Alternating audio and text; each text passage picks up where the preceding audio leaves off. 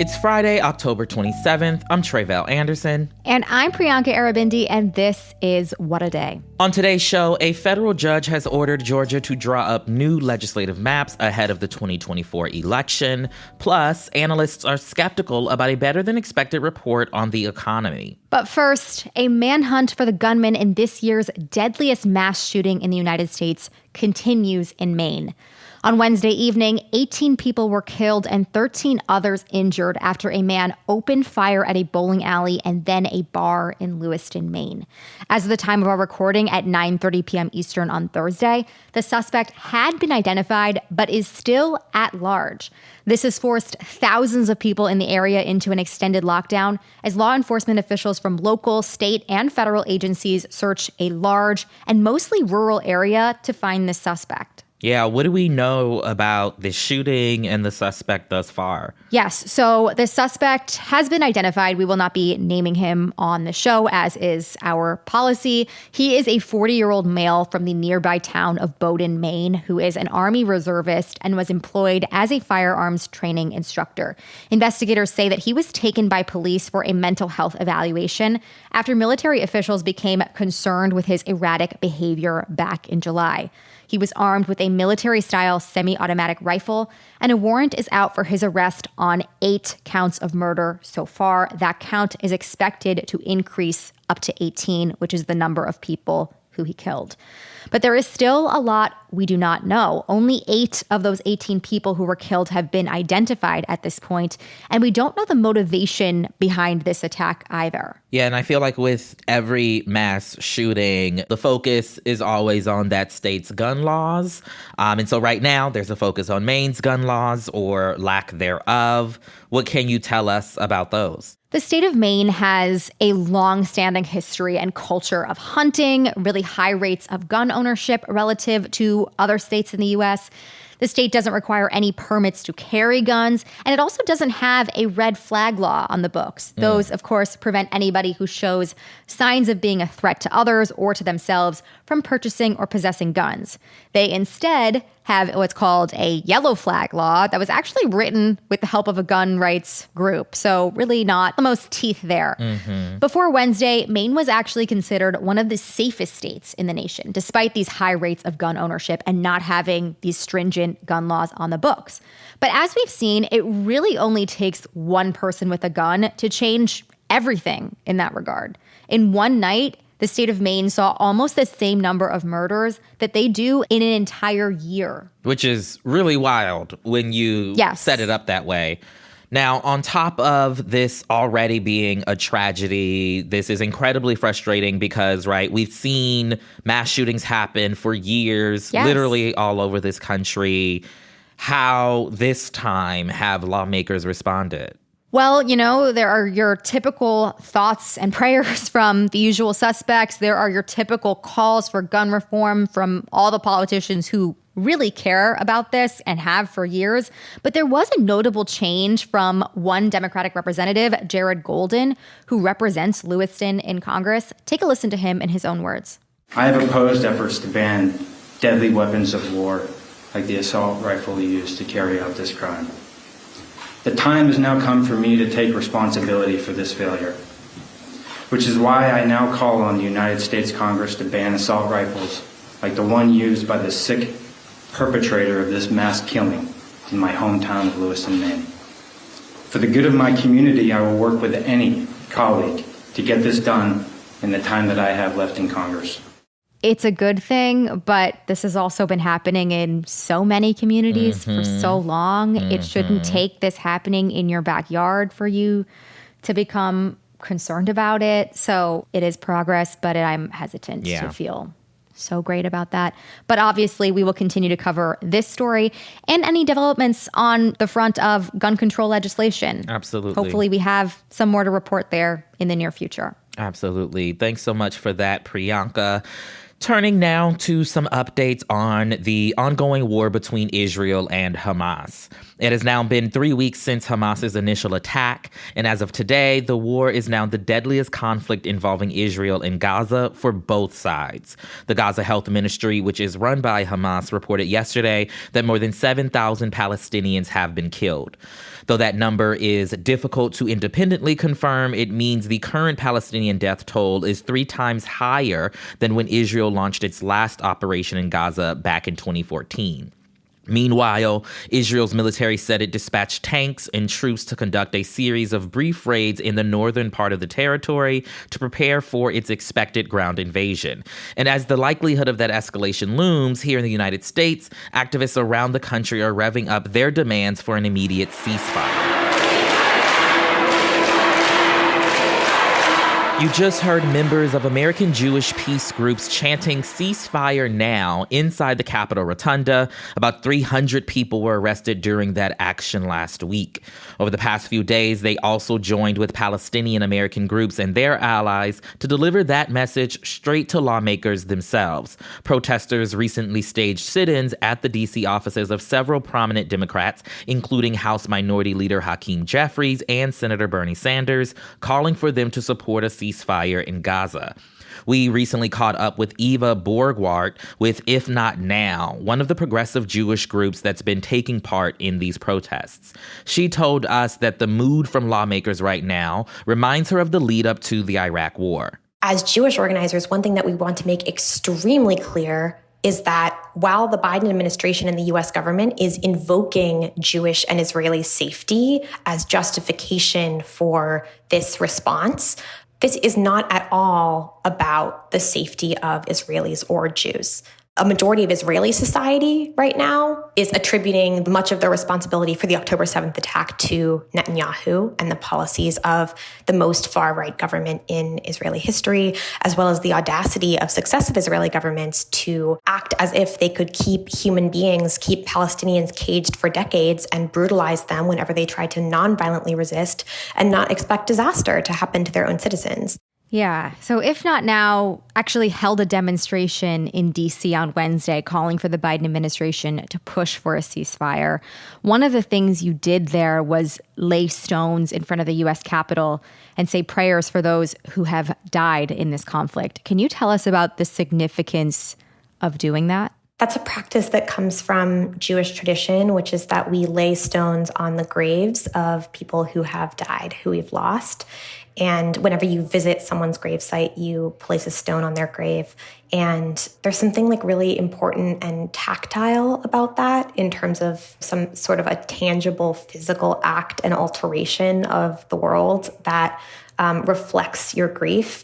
And yes, so we were passing hundreds of stones down a line of people and placing them to convey and connect with the magnitude of the death that is happening right now in one small way that our tradition offers us.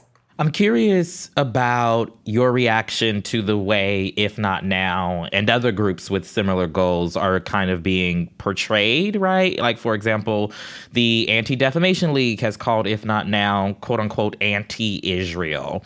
And they say that your group and others engage in, quote, divisive and inflammatory rhetoric. I wonder, how do you respond to that criticism, considering the work that you all are doing? If anyone were still taking the Anti-Defamation League seriously as an arbiter of what constitutes hate or an arbiter of the severity of that hate, they should definitely be disillusioned now. Anti-Defamation League was echoing right-wing comparisons of the protest last Wednesday at the Capitol, where hundreds of Jews led by rabbis were sitting in peaceful protest and singing inside the Capitol and calling for a ceasefire. And the ADL echoed far-right claims that that was akin to the insurrection on January 6th, which is preposterous. The January 6th protest was about undermining any semblance of U.S. democracy. And one of the core tenets of democracy is that all human beings are created equal. That's one of our highest democratic aspirations and ideals. And a peaceful protest with singing Jews and rabbis, which is geared toward ending this horrific war and honoring the idea that all human life is sacred and all humans are created equal, is a fundamentally democratic protest. And January 6th, of course, was a violent insurrection led by people who were threatened by the idea of even a modicum of greater equality in our country. It's preposterous to compare those things, and the ADL should be ashamed, and no one should take them seriously.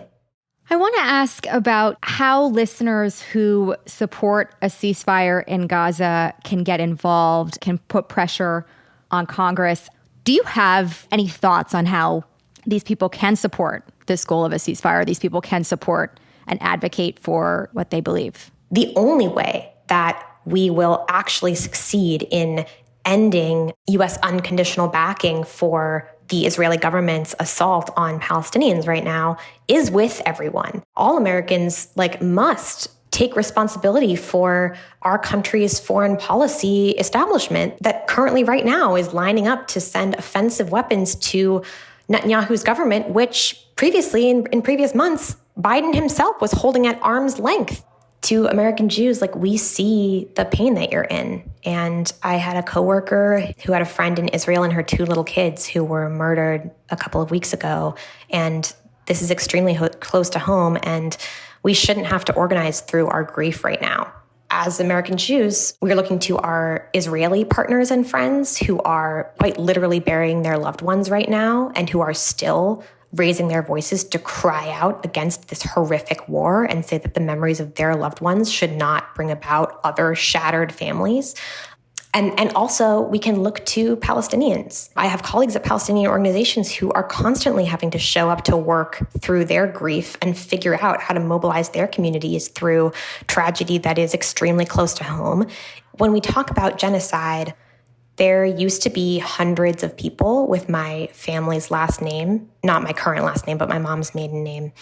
And those people were nearly wiped out before I was born, decades before I was born. There are only a handful of us left who share that name, who are in that family.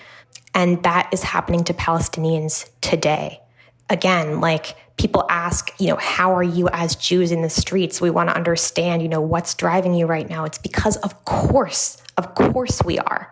How could we not be? Because are invoking our names right now, but also that the rhetoric that we're hearing out of this Israeli government and the intent that they have made extremely public resonates for us in devastating, terrifying ways. And that's why we are mobilizing by the thousands, by the tens of thousands to do everything we can to stop it.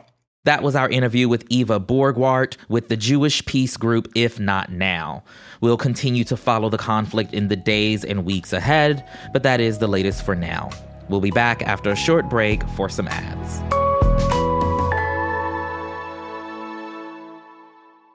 Meiomi is a big, full-flavored wine, perfect for the moments in life when we're living most fully. Meiomi uses the best that coastal California has to offer, creating Pinot Noir, Cabernet Sauvignon, Chardonnay, Red Blend, and Meiomi Bright, a lower alcohol Pinot Noir. Full flavor, fully captivating. Discover Meiomi's unrivaled taste at shopmeiomi.com. That's shop, MEIOMI.com to find our wines at a store near you. Meiomi, to the fullest. Please enjoy responsibly. Meiomi Wines of Campo, California.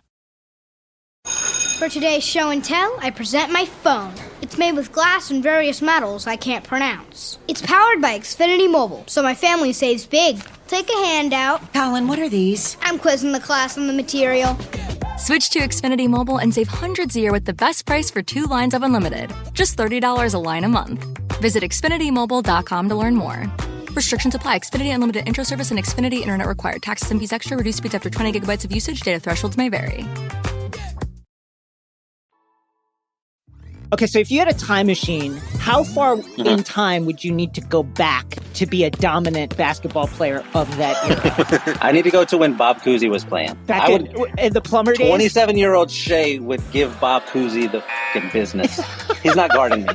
Hi, I'm Jason Concepcion. And I'm Shea Serrano, and we are back. We have a new podcast from Wondery. It's called 6 Trophies. Woo! And it's the best. Each week, Shea and I are combing through all of the NBA storylines, finding the best, most interesting, most compelling ones, and then handing out 6 pop culture-themed trophies for 6 basketball-related activities. Trophies like the Dominic Toretto I Live My Life a Quarter Mile at a Time trophy, which is given to someone who made a short-term decision with no regard for future consequence. Or the Christopher Nolan Tenet trophy, which is given to someone who did something that we didn't understand. Catalina Wine Mixer trophy. Ooh, the Lauryn Hill You Might Win Some, But You Just Lost One trophy. Follow 6 Trophies on the Wondery app or wherever you get your podcasts. You can listen to 6 Trophies ad-free right now by joining Wondery Plus. Let's get to some headlines. Headlines. Starting in Georgia, where a federal judge there ordered the state's political maps to be redrawn in time for the 2024 election. Judge Steve C. Jones released the 516-page order yesterday, saying that Georgia's current voting maps violate the Voting Rights Act by diluting the power of black voters in the state. In his decision, Jones acknowledged that Georgia has made, quote, great strides toward voting equality since 1965, when the Voting Rights Act was passed. But he continued, quote, Georgia has not reached the point where the political process has equal openness and equal opportunity for everyone. The judge gave lawmakers until December 8th to redraw the maps and warned that the court would step in if the state is unable or unwilling to do so. Republican Governor Brian Kemp has since scheduled a special legislative session for lawmakers to go back to the drawing board on November 29th, though the state is likely going to appeal. Yesterday's ruling comes after a trial in September that challenged the voting maps. It also follows a Supreme Court ruling from June that sided with black voters in Alabama and ordered that state to draw up new maps. Meanwhile, congressional districts in Arkansas, Louisiana, Tennessee, and other states are also being challenged. Listen, I'm glad these things are being challenged because clearly they're finding that they are unfair. But it's also so disheartening how prevalent and widespread this is, these attempts to dilute the rights of black voters to be heard. It's disgusting. It really is. Absolutely. And over in Texas, the State House of Representatives was up late to debate a trio of bills aimed at beefing up border security. Lawmakers eventually approved another $1.5 billion to continue building barriers along the border with Mexico. But the longest fight was over House Bill 4, which would empower police in the Lone Star State to arrest migrants and order them to leave the country. The legislation, which eventually passed early Thursday morning, would make being in the U.S. without authorization a state misdemeanor. Repeat offenders would be charged with felonies carrying a maximum penalty of up to 20 years in prison. But Democrats fought long and hard to defeat it, including State Representative Armando Wally, who confronted one of his Republican colleagues for cutting off the debate. Y'all don't understand the shit that y'all do hurts our community. It hurts us personally, bro. Could you just let us It debate hurts it? us. Just let us debate it. It hurts us to our fucking core. And y'all don't understand that. Y'all don't live in our fucking skin. Someone had to say it. I don't think it's being said enough. The bill now heads back to the state Senate, which has already approved its own version of the bill and will likely head to Republican Governor Greg Abbott's desk. The U.S. economy grew at a blistering rate last quarter. The Commerce Department yesterday reported that America's gross domestic product grew by 4.9%, the highest quarterly growth since 2014. A lot of things have to get factored in to calculate how well the economy is doing, but we can thank Beyonce, Taylor Swift, and Barbenheimer for their contributions. Almost 60% of that growth came from folks willing to drop a lot of cash this summer on concerts, going to the movies, eating out, and even splurging on expensive stuff overall. And while all of that does sound like good news, many economists say not so fast. That's because the Federal Reserve could raise interest rates again sometime in the coming months. So if you decided to treat yourself this summer using a credit card, even higher rates are going to make it that much harder to pay it all off. Not to mention that many of us will have to start making payments on student loans. By many of us, I'm talking about me.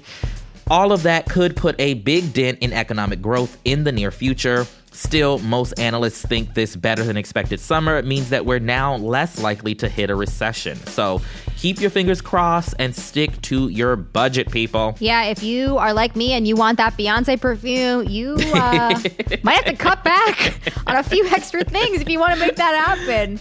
That shit's expensive, and it's not getting any easier to splurge out here. And finally, the world is gearing up for what could be the most anticipated sporting event of 2024. No, I am not talking about the Paris Olympics. I am talking about the inaugural Florida Man Games that will be held next February in the city of St. Augustine, the Florida Olympics, if you will. The event will be exactly what it sounds like. According to organizers, it will feature a variety of tongue-in-cheek competitions that lean into Florida's well-deserved reputation as the weirdest and wildest state in the union. The competition includes a, quote, evading arrest obstacle course where contestants are chased by actual cops, beer belly sumo wrestling, and of course, a mullet contest. The real Florida Olympics, you got to have some kind of challenge where everyone's on bath salts. Will they eat someone's face off? Remains to be seen. Anyways, if this sounds like your idea of a good time, you are in luck because participation is actually open to anyone. The event's website says, quote, being athletic is not required at all to compete. I'm asking humbly, Crooked Media, I am available to report live from the scene. Someone needs to go there and bring the news, and I think myself brave enough to do it. Well, you know, since it's open to anyone, maybe we just need to put together a WAD squad team, you know? Listen, count me out on that, but I will be there, I will report on it, and I will be a biased reporter and rooting for you the whole time. I mean, I'm just saying, don't you want to see me participate in the mullet contest, you know? I mean, yeah. Business in the front, party in the back. I want to know how you do on bath salts. I want to see who among us does it. Anyways, lots to consider here. If you're interested in being on our team, we're recruiting. And those are the headlines. One more thing. If you are in Virginia, listen up because abortion rights are on the line in your great state this November. The Crooked Store has new Virginia is for Choice Lovers merch to help get the word out. Every single legislative seat is up for grabs on November 7th, and holding on to the Democratic majority in the Senate and flipping the House of Delegates is crucial to guarantee abortion access in Virginia. Pick up a hat or a t-shirt playing off the classic Virginia is for Lovers slogan and show off what Virginia stands for. Head to crooked.com/store to get yours. That is all for today. If you like the show, make sure you subscribe, leave a review, and tell your friends to listen. What a Day is also a nightly newsletter. Check it out and subscribe at crooked.com/subscribe. I'm Priyanka Arabindi. And I'm Tre'vell Anderson.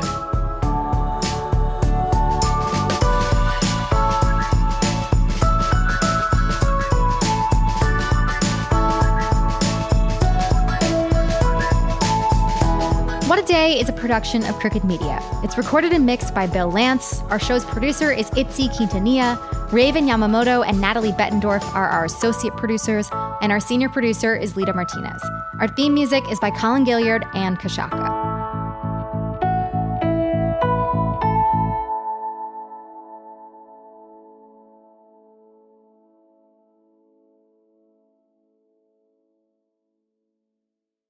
Meiomi is a big, full-flavored wine, perfect for the moments in life when we're living most fully. Meiomi uses the best that coastal California has to offer, creating Pinot Noir, Cabernet Sauvignon, Chardonnay, Red Blend, and Meiomi Bright, a lower-alcohol Pinot Noir. Full flavor, fully captivating. Discover Meiomi's unrivaled taste at shopmeiomi.com. That's shop, MEIOMI.com to find our wines at a store near you. Meiomi, to the fullest. Please enjoy responsibly. Meiomi Wines of Campo, California. For today's show and tell, I present my phone. It's made with glass and various metals I can't pronounce. It's powered by Xfinity Mobile, so my family saves big. Take a handout. Colin, what are these? I'm quizzing the class on the material. Switch to Xfinity Mobile and save hundreds a year with the best price for 2 lines of unlimited. Just $30 a line a month. Visit XfinityMobile.com to learn more. Restrictions apply. Xfinity Unlimited Intro Service and Xfinity Internet required. Taxes and fees extra. Reduced speeds after 20 gigabytes of usage. Data thresholds may vary.